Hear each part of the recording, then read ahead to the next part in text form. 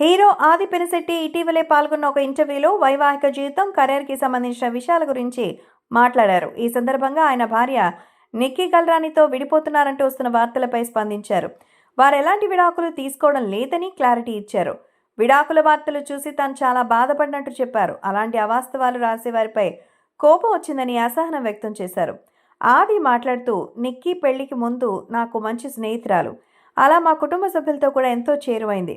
నిక్కీతో నేను సంతోషంగా ఉంటాను అని అనిపించింది.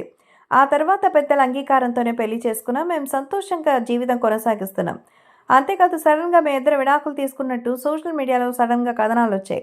ఫస్ట్ షాక్ అయ్యాను, బాగా కోపం వచ్చింది. కానీ ఆ ఖాతాల్లో మరికొన్ని వీడియోలు చూశాక ఇలాంటి వారిని పట్టించుకోవడం అసలు మంచిది అని అనిపించింది.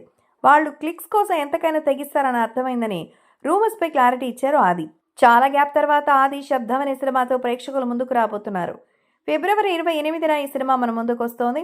హారర్ థ్రిల్లర్గా రూపొందిన ఈ మూవీని అరివళగన్ వెంకటాచలం తెరకెక్కించారు. లక్ష్మీ మీనన్, సిమ్రన్, లైలా, రాజీవ్ మీనన్ తదితరులు కీలక పాత్రలు పోషించారు. ఇప్పటికే ట్రైలర్ రిలీజ్ చేయగా థ్రిల్లింగ్ అంశాలతో సినిమాపై ఆసక్తిని పెంచింది. తమన్ ఈ చిత్రానికి సంగీతం అందించారు.